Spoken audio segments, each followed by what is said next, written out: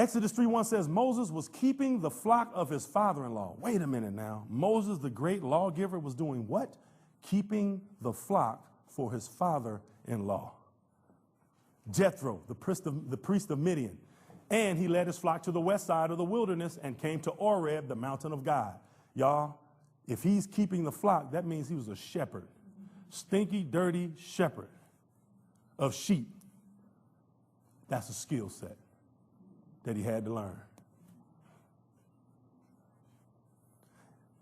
In Exodus 3:2-4, it says, and the angel of the Lord appeared to him in a flame out of fire, out of the midst of a bush. He looked, and behold, the bush was burning, yet it was not consumed. And Moses said, I will turn aside to see this great sight, why the bush is not burned. When the Lord saw that he turned aside to see, God did what? Called him out of the bush. He called him out. Look, man, I need you to do something. Moses, Moses, said his name twice.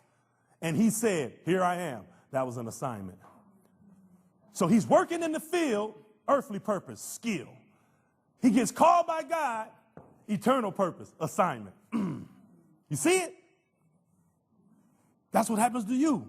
He'll call you on that job. You'll be down there in the Everglades somewhere, and he'll call you to do something. You're like, man, I had no idea this would work out this way. But you got to be obedient. You got to have that relationship with him. See, so he got his assignment. So let's look at Moses in terms of his divine purpose. His earthly purpose was a sheep herder. We saw that in Exodus 3:1. His biblical purpose or eternal purpose was what? The great lawgiver. He's not the only one giving laws. Clarence Thomas is still giving laws.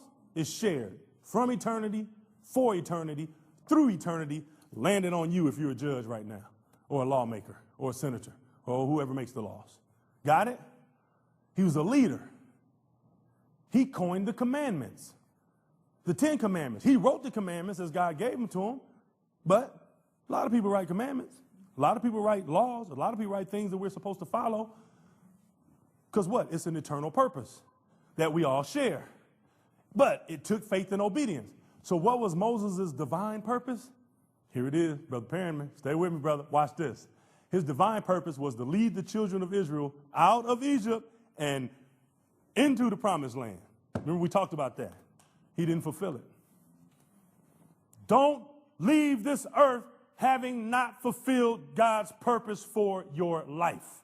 Moses didn't finish. Joshua took him in. Am I correct? Moses didn't finish, Pete. God took him and said, all right, man, I'm going to show it to you. You ain't going in. I'll tell you to speak to the rock. You're smacking the rock. And the rock is Jesus, and you crucifying him already, man. He ain't supposed to be crucified for another 1,000 years. You hitting him, striking him. I ain't want you to strike him. They going to strike him when he hang on the cross. You striking him too soon. I said, speak to the rock. You strike the rock. Remember God got mad at him because he struck the rock? Man, I didn't tell you to strike. I said, speak to the rock.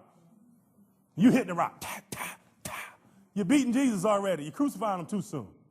That's a revelation. I don't know if y'all know that. All right? His divine purpose is to lead the children of Israel out of Egypt and into the promised land. That's what Moses was supposed to do. But he didn't finish. The reason you're here today is because I want you to finish.